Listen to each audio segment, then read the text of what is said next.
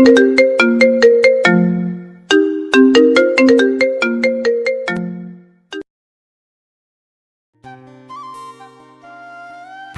নতুন নতুন ভালোবাসার গল্প পেতে আমাদের চ্যানেলটি সাবস্ক্রাইব করে বেল বাটনে ক্লিক করুন। মা, আমি কলেজ গেলাম। ত্রিনাকে সাথে নিয়ে যা। ওকে নিয়ে যেতে হবে কেন? ও একাই তো যেতেই পারে। পারে, কিন্তু এখন থেকে পারবে না। এখন থেকে তুই নিয়ে যাবি। আমি পারবো না। আজ থেকে হাত খরচ আর পাবে না। আচ্ছা, ত্রিনাকে নিয়ে যাচ্ছি। যা। অতঃপর নিচে নেমে আসলাম। এবার পরিচয় পর্বটা সেরে ফেলি। আমি তানভীর, বাবা মায়ের একমাত্র ছেলে। বাবার নিজস্ব ব্যবসা আছে, আর সাথে শেয়ারে আছে ত্রিনার বাবা। আমার বাবা আর ত্রিনার বাবা খুব ভালো বন্ধু। শুনেছি ত্রিনার বাবা ছোট থেকেই আমাদের এখানে থাকে। আমাদের বাড়িটা দোতলা। ওপরতলাতে আমরা থাকি, নিচতলাতে ত্রিনারা থাকে। আমি এবার অনার্স 3য় বর্ষে পড়ি, আর ত্রিনা অনার্স শেষ বর্ষে। তবে আমরা সমবয়সী। এইচএসসি পরীক্ষার সময় টাইফয়েড জ্বরের কারণে পরীক্ষাটা দেওয়া হয়েছিল না, তাই ত্রিনা আমার থেকে এগিয়ে গেছে। আমি আর ত্রিনা একই কলেজে পড়ছি। নিচে এসে দেখতে পেলাম কাকি, মানে ত্রিনার মা, ঘর গোছাচ্ছে। তাই কাকিকে জিজ্ঞেস করলাম, ও কাকি, ত্রিনা কই গো? ওর ঘরে আছি। ত্রিনা কলেজ যাবে না? রেডি হচ্ছি, গিয়ে ডাক দে। অতঃপর আন্টির ওখান থেকে ত্রিনার রুমের সামনে আসলাম। দরজা ভেড়ানো, ভেতর থেকে গুনগুন গানের আওয়াজ আসছে। ত্রিনার কণ্ঠস্বর অনেক সুন্দর। আসার সময় আন্টি বলল ত্রিনা রেডি হচ্ছে, তাই আমার ঘরে ঢোকা ঠিক হবে না। সেজন্য বাইরে থেকেই ডাক দিলাম, ঘৃণা, এই ঘৃণা। কিরে কুত্তা, চিল্লাস কেন? তুই নাকি আমার সাথে কলেজ যাবি? কে বলেছে? মা বলল। যাব। তুই বাইরে থাক, ভিতরে আসবি না। তাড়াতাড়ি আসবি। আমি ত্রিনার রুমের সামনে থেকে সোজা রান্নাঘরে আসলাম। যতদূর দেখছি কাকি কিছু একটা ভাজছে। এগিয়ে গিয়ে দেখলাম মাছ ভাজছে। আমি একটা মাছ তুলে নিয়ে খেতে খেতে বাইরে চলে আসলাম। কিছুক্ষণ পর ত্রিনা আসলো। জুনিয়র, চল। ত্রিনা কলেজে জুনিয়র বলেই ডাকে। চলেন মিস ঘৃণা। কুত্তা।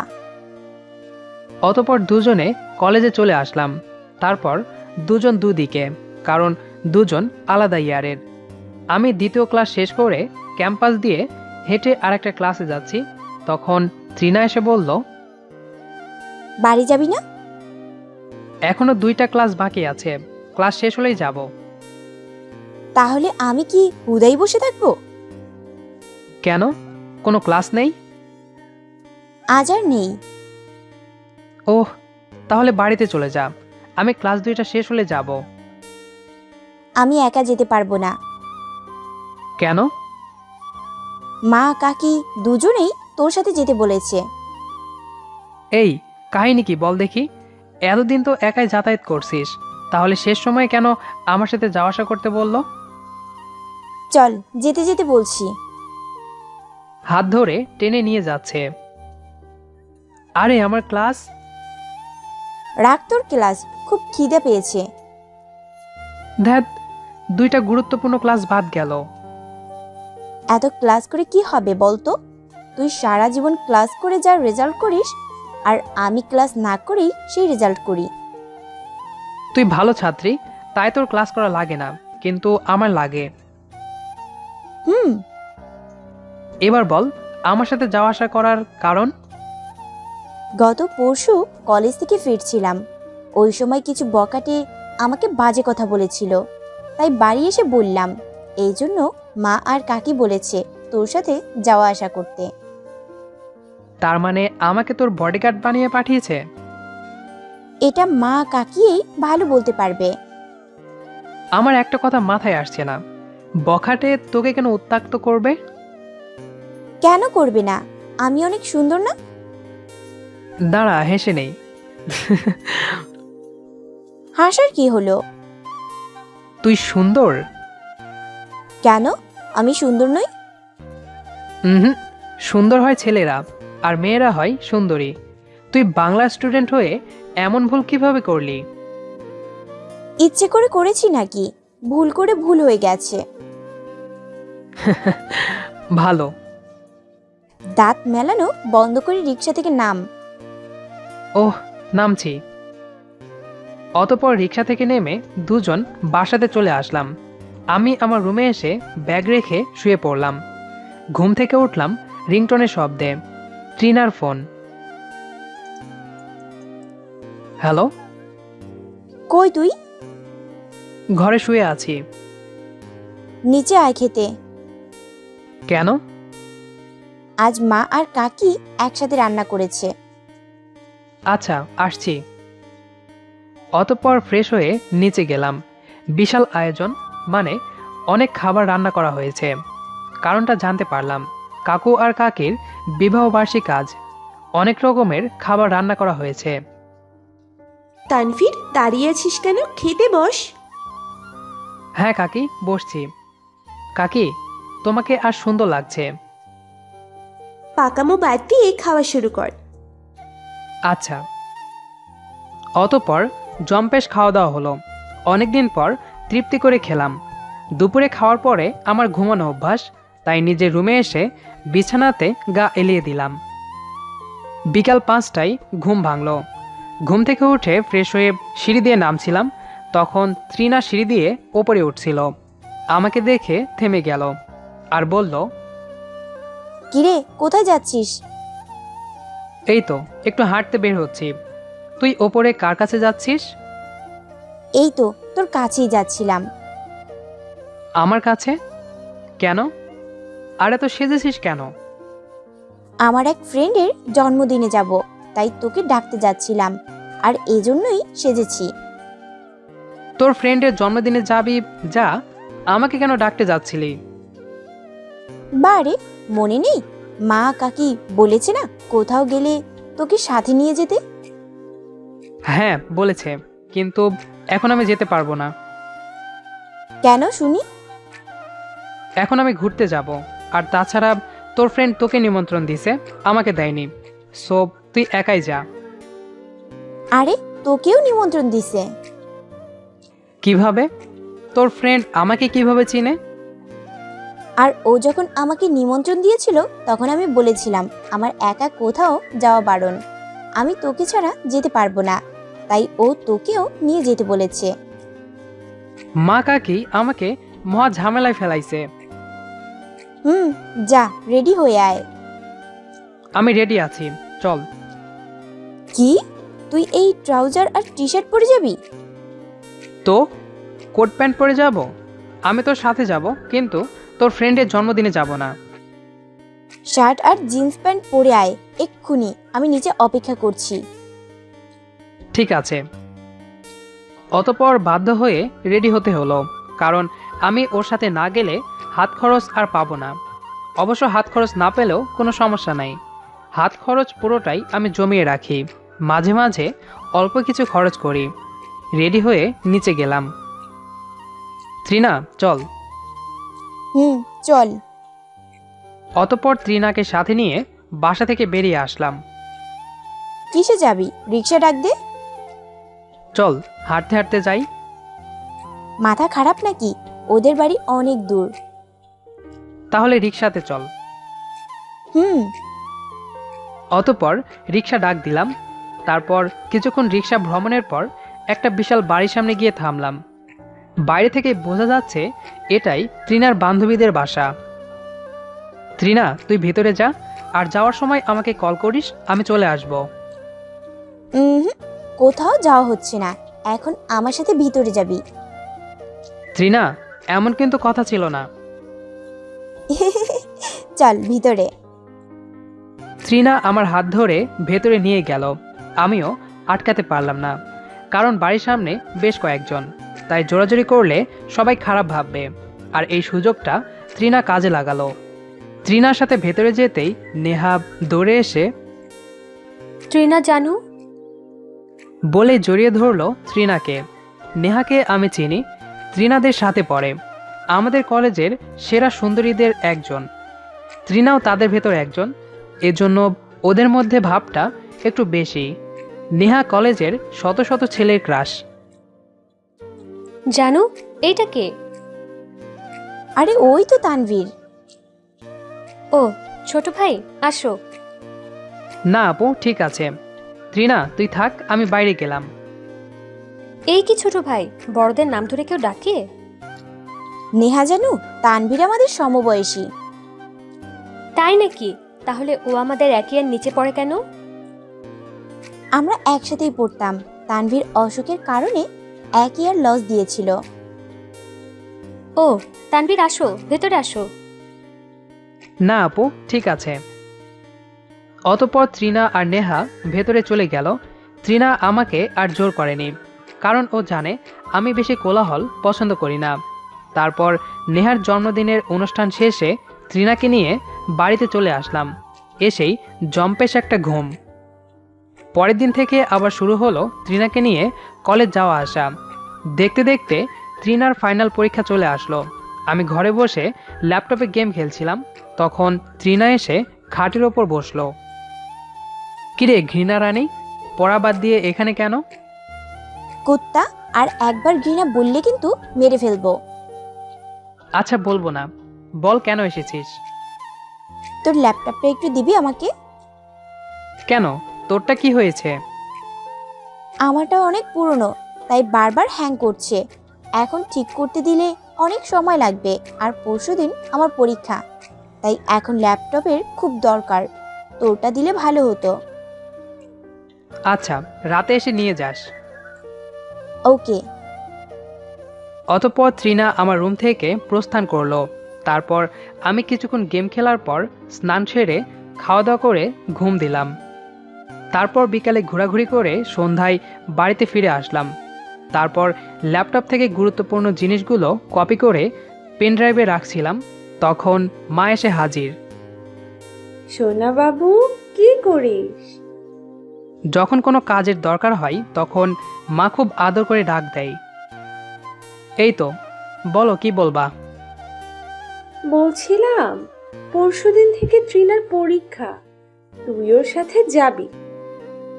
এ আর নতুন কি, নিয়ে যাবো নে। আচ্ছা, কাজ শেষ হলে নিচে যাইস খেতে। তোর কাকি ডেকে গেল। আচ্ছা। মা চলে যাওয়ার পর আমি পেনড্রাইভটা ড্রয়ারে রেখে ল্যাপটপ নিয়ে নিচে গেলাম। ডাইনিং টেবিলে খাবার রেডি করে রাখা, তৃণা ব্যালকনিতে বসে পড়ছে। তৃণার কাছে গেলাম, ল্যাপটপটা এগিয়ে দিয়ে বললাম, এই নে ধর। ধন্যবাদ। খেতে যাবি না? খাবার রেডি? টিনা, খেতে আয়, খাবার রেডি। চল। আমি আর তৃণা খেতে গেলাম। কাকি আমাকে দেখে বলল, ওহ তানভীর, চলে এসেছিস, আয় বস। আচ্ছা। অতঃপর খাওয়া দাওয়া শেষ করলাম। তারপর নিচে থেকে ওপরে চলে আসলাম। এসেই ঘুমের দেশে হারিয়ে গেলাম। অবশেষে তৃণার পরীক্ষার দিন চলে আসলো। বাবা বাইক রেখে গেছে তৃণাকে নিয়ে যাওয়ার জন্য। আমি রেডি হয়ে নিচে এসে গ্যারেজ থেকে বাইকটা বের করে তৃণাকে ডাক দিলাম। তৃণা এসে বাইকে বসলো। বাড়ি থেকে বেরিয়ে রাস্তাতে আসলাম।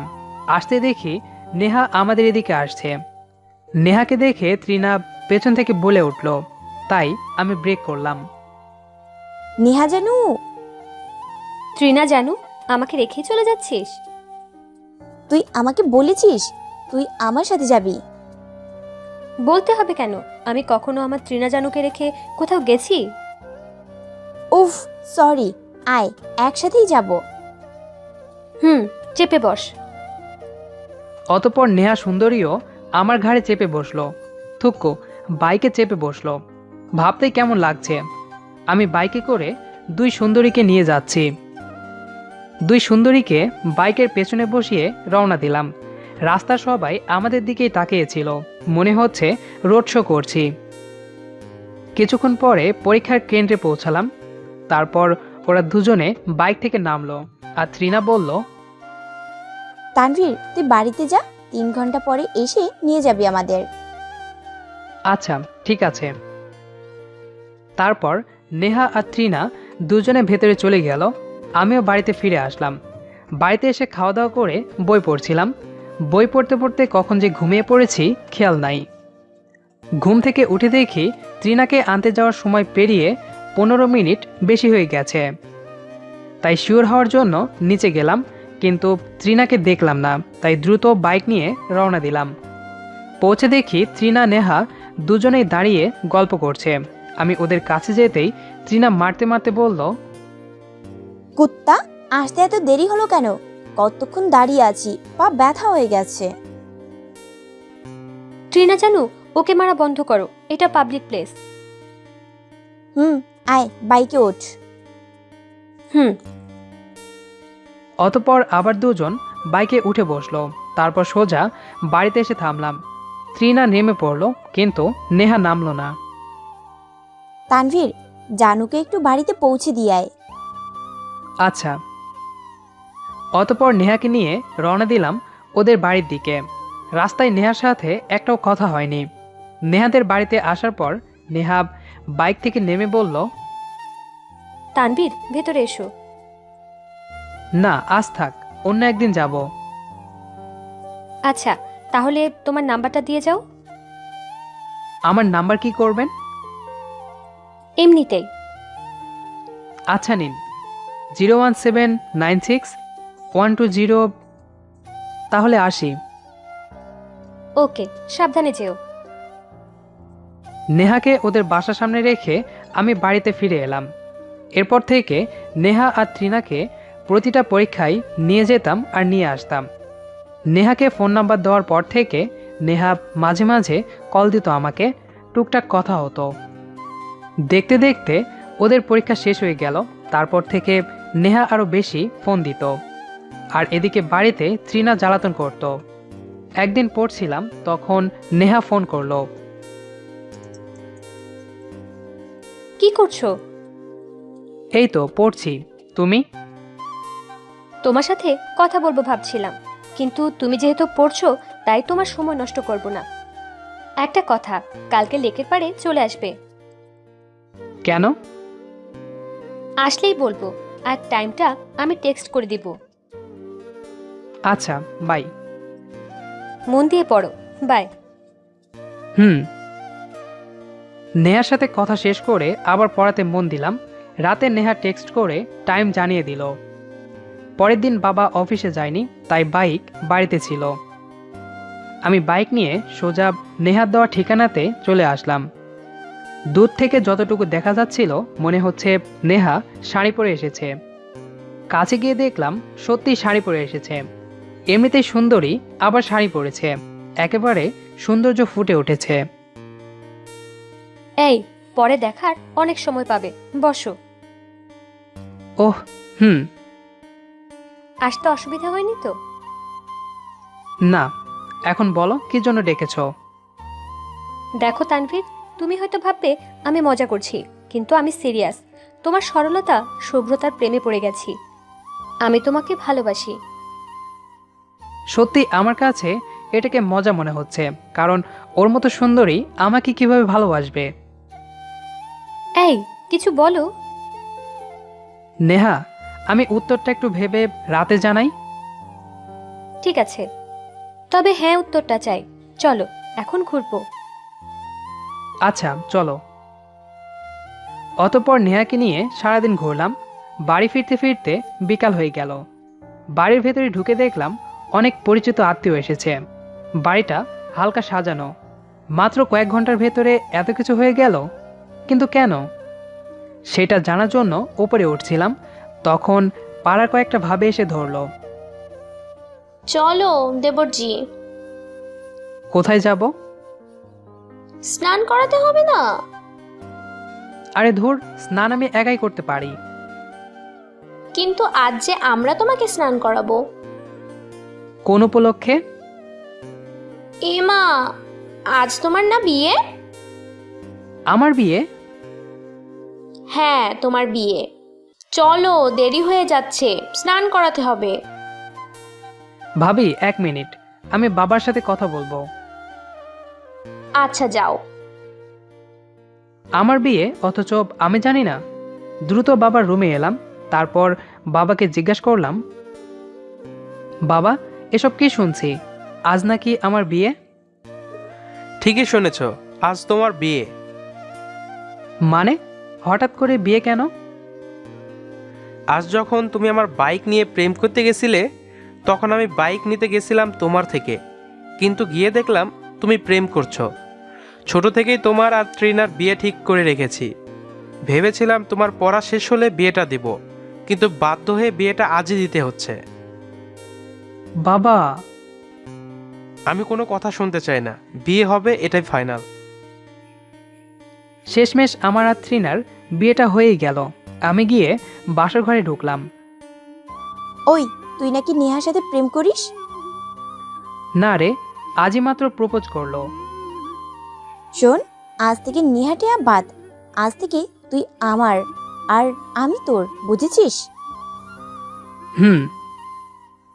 অতপর ফোনটা নিয়ে নেহাকে টেক্সট করলাম, নেহা, তোমাকে নিয়ে ভাবার আগেই ত্রিনা আমার গলায় ঝুলে পড়েছে। আমাদের আজকের গল্পটি কেমন লেগেছে সেটি অবশ্যই কমেন্ট করে জানাবেন। আর নিয়মিত এরকম ভালোবাসার গল্প পেতে আমাদের সাথেই থাকুন। ধন্যবাদ সবাইকে।